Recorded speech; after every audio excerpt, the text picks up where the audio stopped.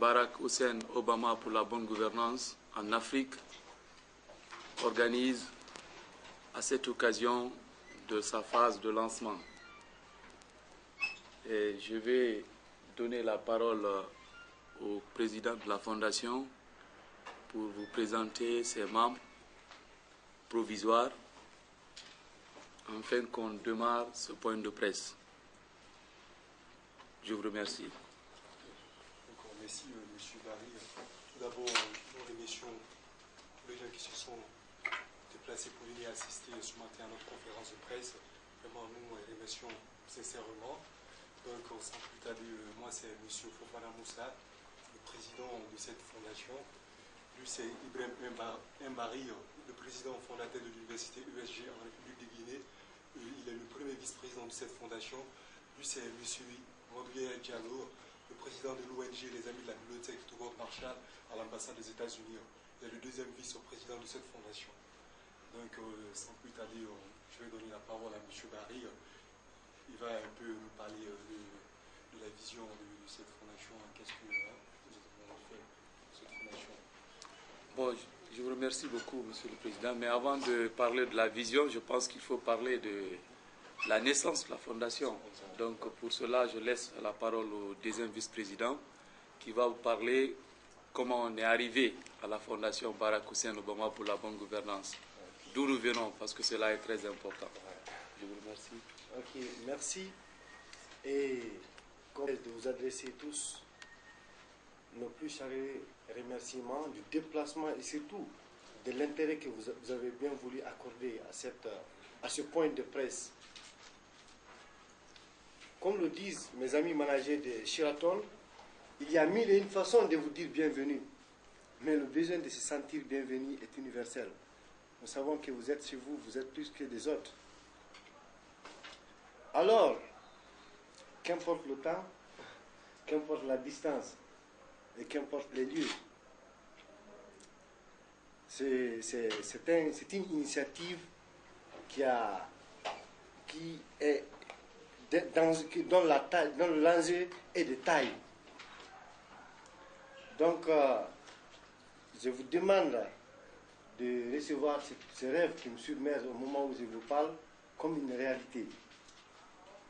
Nos espoirs pour l'Afrique sont si grands autant qu'elle est le monde. Si grands qu'il n'y a pas de mots assez grands pour les décrire. Donc, pour la petite histoire, ce sont des jeunes Africains à l'intérieur d'une bibliothèque américaine en Guinée qui ont puisé de leurs tripes et de leurs cellules grises la volonté et la capacité de promouvoir la bonne gouvernance à travers un club dénommé l'ABTM. Entendez par là les amis de la bibliothèque Togo Marshall. Donc c'est un club qui a pris naissance à l'ambassade des États-Unis en Guinée, un club apolitique à but non lucratif à la poursuite d'objectifs dont les membres ne tirent pas un avantage matériel direct, mais expriment plutôt les valeurs que nous voulons promouvoir au sein de l'Afrique. Donc à l'origine de ce club, une idée captivante de la part de certains membres de cette bibliothèque d'envergure internationale, avec ses œuvres puissantes et gigantesques, parce que ces membres étaient convaincus que la cohésion et le travail collectif pour eux étaient un éclairage incommensurable sur certaines valeurs de la coopération afro-américaine. Des valeurs qui ne sont pas perçues partout et par tout le monde.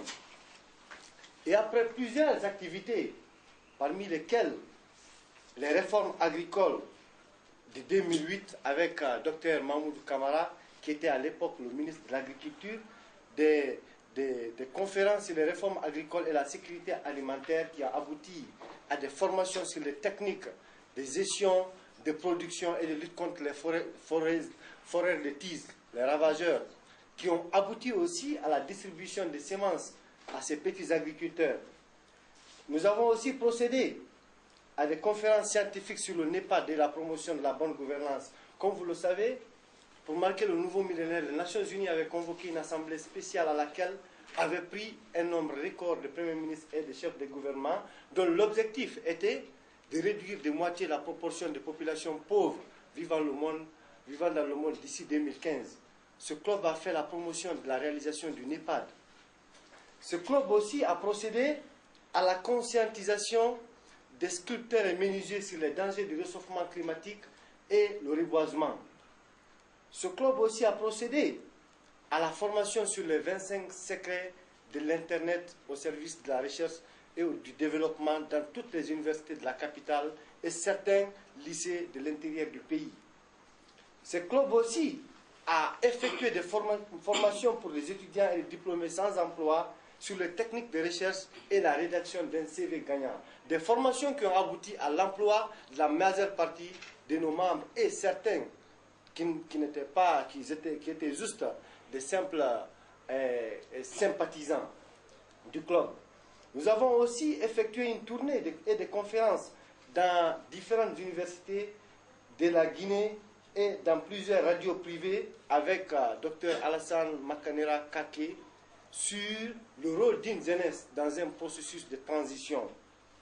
Nous avons aussi participé à l'atelier de formation organisé par le système des Nations Unies en Guinée, dont l'objectif était de mettre en place la Commission nationale indépendante des droits de l'homme et l'examen périodique universel des droits de l'homme, parce que la Guinée devrait présenter son rapport des droits de l'homme en février 2010 devant le système des Nations Unies. Donc ce club qui vous parle a participé à la rédaction de ces recommandations. Nous avons aussi participé à un atelier de formation avec Adrienne Liver, l'ancienne organisatrice de la campagne de Barack Hussein Obama, celle qui a donné les élections à Obama dans le Nevada, dans l'Ohio, dans le Texas. Nous l'avions invitée pour faire une formation avec elle. Nous avons aussi participé au 3e sommet des IDDS organisé par l'université Massachusetts à l'université Kwame Nkrumah de Kumasi au Ghana. Nous avons aussi participé à des formations à l'ambassade des États-Unis en Guinée sur l'engagement des jeunes dans un processus électoral comme aux États-Unis avec le professeur Douglas Yates de l'université américaine de Paris.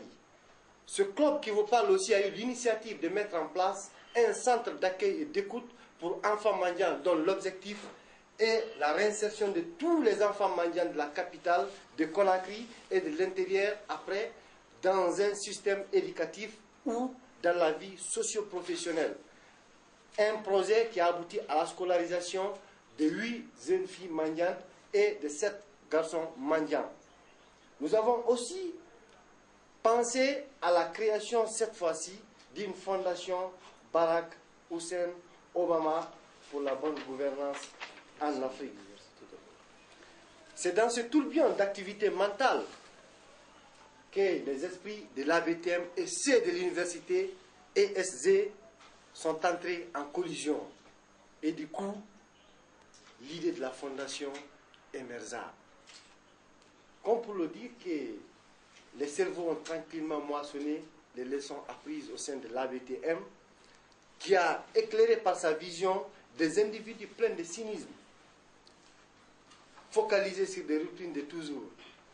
Comme nous avons compris que nous nous déplaçons positivement vers un avenir meilleur pour l'Afrique avec des ambitions toujours renouvelées, nous avons décidé cette fois-ci de procéder à la mise en place de cette fondation à Bamako, pour plusieurs raisons que notre ami va vous décrire tout à l'heure. Parce que ce club qui vous parle aussi a eu à son actif une université privée en Guinée, l'université ESG, entendez par là École supérieure des gestions. Nous avons aussi un cabinet d'études qui a procédé à l'emploi de beaucoup de jeunes en Guinée et qui fonctionne actuellement à merveille. Donc ce que nous avons à dire aujourd'hui, nous voudrions que chacun, que chaque entité, que chaque cellule nous rejoigne, parce que actuellement les herbes empoisonnées de la malgouvernance ont été enfermées dans les poubelles de l'histoire. Aujourd'hui, nous célébrons le lancement officiel d'une fondation dénommée Fondation Barack Hussein Obama pour la bonne gouvernance en Afrique. Nous allons créer pour la première fois en Afrique le jardin de l'idéologie pure, où chacun pourra s'épanouir à l'abri des pestes de la corruption des coups d'État et des contradictions confuses. Et oui, nous le pouvons, nous sommes convaincus. Donc, notre unification de la pensée est plus forte que n'importe quel bouclier sur terre. Parce que nous formons un peuple avec une volonté, une détermination et une cause. Et nous sommes convaincus que c'est possible. Nous voulons promouvoir la réalisation des États-Unis d'Afrique. Nous voulons occuper cette jeunesse africaine qui s'aventure dans des embarcations de fortune à rêver d'une Afrique sans chômage, d'une Afrique sans faim, d'une Afrique intégrée. Nous voudrions que l'Afrique ait son propre satellite pour résoudre les problèmes de téléphonie, les problèmes d'Internet, les problèmes d'insécurité. Nous voulons nous affirmer un peuple inventif. Et nous sommes convaincus que seule l'unité pourra et nous permettra de prospérer. Ce changement tant souhaité ne proviendra pas du haut sommet, mais plutôt de la base. Barack Hussein Obama l'avait dit dans un de ses discours, que l'ultime combat de la justice et de la malgouvernance est à gagner. Et c'est à nous de le gagner. Aujourd'hui, l'Afrique est composée de la majorité, d'une population majeure, d'une population dont la majorité est composée de jeunes.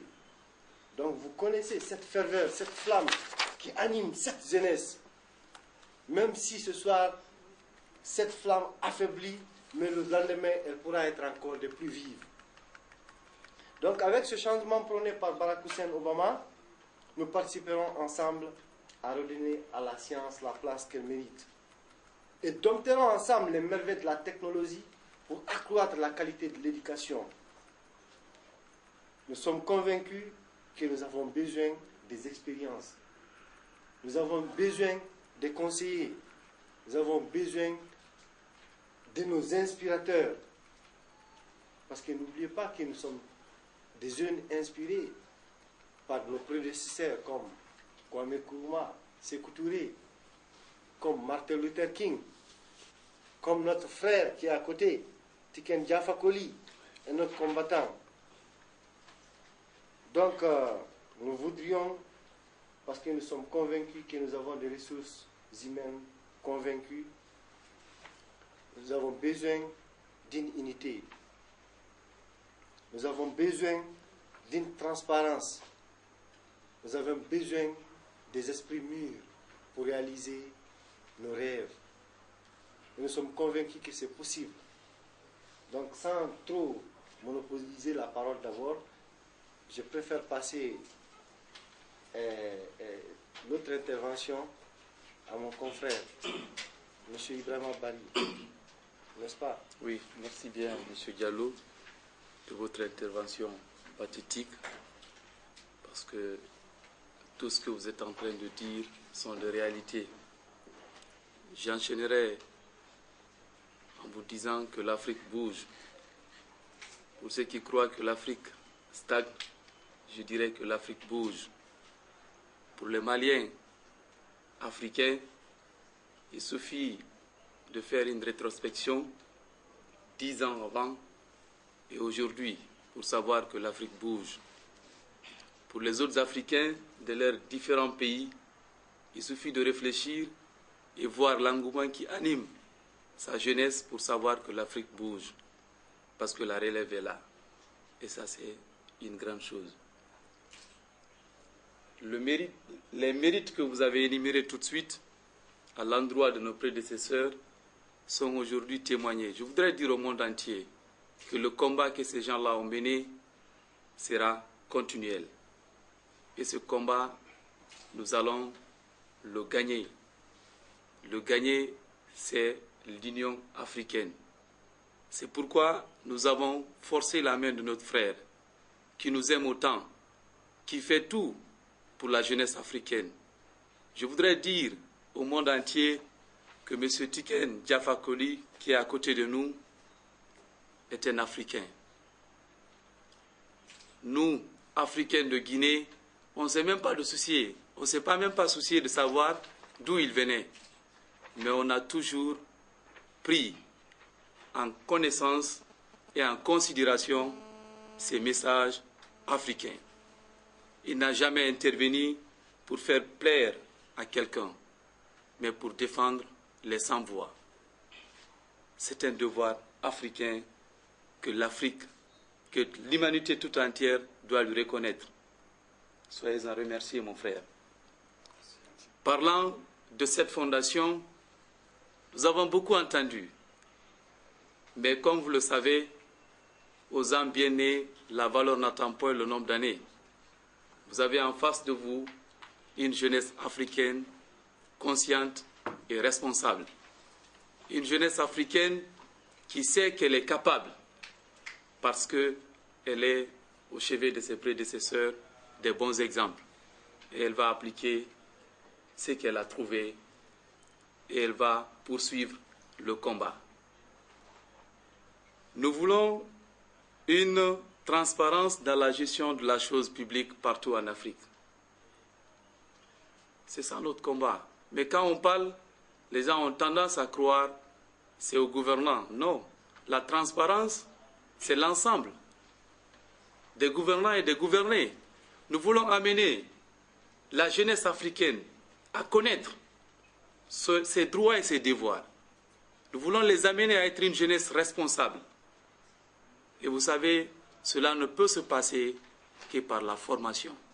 C'est pourquoi l'intégration en matière de formation constitue la priorité de notre fondation. Nous voulons que la jeunesse malienne soit dans sous peu de temps employée en République de Guinée.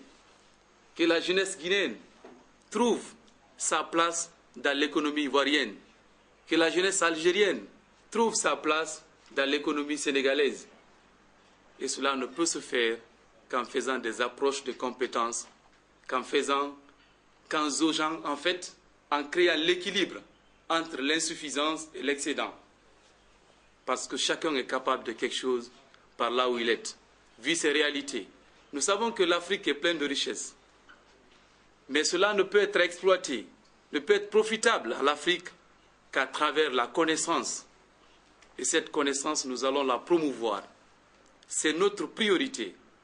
Nous allons aider les sans-voix à intégrer le chemin de la connaissance. Ça nous fait très mal de voir dans les rues des enfants qui ne peuvent pas aller à l'école. Ça nous fait très mal. Nous allons le résoudre. Nous promettons devant l'humanité que nous allons nous battre pour que la jeunesse africaine soit alphabétisée, soit formée, une formation adéquate à l'emploi. Et ce combat, nous allons l'amener avec nos autorités qui bougent, qui avancent. Il faut le reconnaître. C'est pourquoi je ne pourrais pas continuer sans remercier nos hôtes de l'ambassade de la Guinée qui ont bien voulu nous honorer par leur présence, et aussi les Maliens, parce que le ministère de l'Intégration nous a promis et qu'ils nous soutiennent. Je pense que ça, c'est une très bonne chose. Et vous savez, aujourd'hui, c'est une activité qui est au Bamako, la finale. C'est ce qui fait que vous ne voyez pas beaucoup de gens. C'est cela, qu'à cela nous tienne, nous tenons. Nous allons continuer ce combat. C'est pourquoi j'aimerais vous parler de l'organisation de cette fondation. Cette fondation a un cadre organique composé des structures suivantes. Il y a une structure organique qui sera composée d'un président, de 2 vice-présidents, des responsables sectoriels, parce que nous supposons que nous ne pourrons cerner le besoin d'emploi de la jeunesse africaine qu'en décelant les insuffisances au niveau sectoriel. C'est pourquoi, dans notre structure organique, nous aurons des responsables sectoriels dans chaque secteur d'activité. Nous voulons que toute la jeunesse africaine bénéficie d'une bonne éducation. Et cela ne peut se faire qu'en diagnostiquant les insuffisances de nos systèmes éducatifs. Nous nommerons ou nous mettrons des jeunesses responsables, capables à réfléchir sur le système éducatif africain pour faire des approches des réalités, afin que nous aboutissions vers un système éducatif continental. C'est notre objectif. Pour que quelqu'un puisse étudier au Mali et qu'il puisse utiliser la formation qu'il a acquise au Mali en Algérie, vu les réalités économiques d'Algérie. C'est notre objectif. Et nous aurons dans la même structure organique les services spécialisés de coordination. Parce qu'imaginez, la fondation Barack Hussein Obama pour la bonne gouvernance est une fondation africaine. Vous imaginez le nombre de pays africains qui abriteront obligatoirement des pôles régionaux. C'est pourquoi je suis désolé parce qu'on n'a pas le microprojecteur, je voudrais vous montrer un peu la configuration des différents pôles régionaux de notre fondation. Si vous prenez le pôle régional de l'Afrique de l'Ouest, vous avez les différents pays de l'Afrique de l'Ouest dont le bureau de coordination sera ici à Bamako. Et tous les pays de l'Afrique de l'Ouest, aucun pays n'est ignoré. Et vous aurez aussi le pôle régional de l'Afrique centrale, composé de l'ensemble des pays d'Afrique centrale, dont le bureau régional sera choisi dans un pays modèle de démocratie et de bonne gouvernance, dont les réalités aussi sont purement africaines, qui a marqué par ses preuves dans l'histoire africaine. Donc, il y aura également le pôle régional de l'Afrique du Nord, qui sera composé de l'ensemble des pays de l'Afrique du Nord. Et dans chaque pays, il y aura une antenne de la fondation. Et il y aura aussi le pôle régional de l'Afrique de l'Est. Donc c'est pour dire, et enfin il y aura le pôle régional de l'Afrique australe. Une façon de dire que la fondation Barack Hussein Obama est réellement africaine. Pour cela, il faudrait que des structures répondent à l'aspiration, à la vision de la fondation. Et après cette structure organique, nous allons promouvoir la mise en place de ce qu'on appelle le Conseil de l'ordre de mérite de la bonne gouvernance en Afrique. Ce conseil n'intéressera pas seulement les chefs d'État. Quand on parle de bonne gouvernance, c'est une action de tout le monde. Il y a des personnalités qui ont servi en Afrique dans leurs départements respectifs ou dans leurs ONG et organisations et qui doivent être immortalisés par leurs œuvres pour l'intérêt supérieur de l'Afrique. Nous devons répertorier toutes les personnes et toutes ces bonnes personnes qui vont figurer au sein de cette fondation dans le Conseil de l'ordre du mérite de la bonne gouvernance en Afrique. Et il y aura un troisième organe de fonctionnement de la fondation qu'on appelle le Conseil pour la promotion de l'intégration africaine. Nous pensons que la jeunesse doit promouvoir l'intégration africaine. Nous n'avons aucune autorité, mais nous devons promouvoir l'intégration africaine. C'est en cela qu'on verra réellement un continent africain qui bouge. Et rassurez-vous que cette fondation œuvrera dans le sens de l'intégration africaine, dans sa promotion, bien sûr. Et ce sont les différentes structures organiques qui permettront à cette fondation de fonctionner, du pôle régional jusqu'au niveau des cellules par pays. Concernant le choix de Bamako pour abriter le bureau de la coordination de l'Afrique de l'Ouest, je voudrais dire tout simplement ou rappeler ce que nous avons déjà dit, que nous restons dans l'esprit de nos prédécesseurs. Nous restons dans l'esprit du mérite des leaders africains qui ont toujours aspiré voir une Afrique unie. Et tout le monde sait que Bamako a été toujours le lieu de rencontre historique des Africains. Nous savons que RDA a été créé à Bamako. Rien qu'à cela, nous voulons respecter cette volonté d'intégration qui a été témoignée par la création de RDA à Bamako pour faire honneur à nos prédécesseurs, pour leur dire que le combat qu'ils ont mené a été un combat gagné parce que les messages qu'ils ont véhiculés sont bien perçus par la jeunesse africaine. C'est pourquoi nous avons choisi Bamako pour abriter le bureau de la coordination de l'Afrique de l'Ouest. Nous rassurons toutes les autorités africaines que notre vision est d'être un instrument de promotion. Nous n'avons aucune autorité, mais nous serons un instrument de promotion pour le développement de l'Afrique. Tout ce que nous voulons en Afrique, c'est de voir une jeunesse qui pourra accéder à des soins de santé équitables, sans aucune discrimination, qui pourront bénéficier des formations de qualité d'une façon équitable, qui pourront avoir une justice équitable. Et nous ferons la promotion de cela. C'est pourquoi je voudrais vous expliquer un peu des objectifs spécifiques de la Fondation. Nous allons faire la promotion de la bonne gouvernance en Afrique à travers des stratégies et des méthodes adéquates. Nous allons assurer à l'Afrique un espace de référence de base de données dans tous les secteurs d'activité.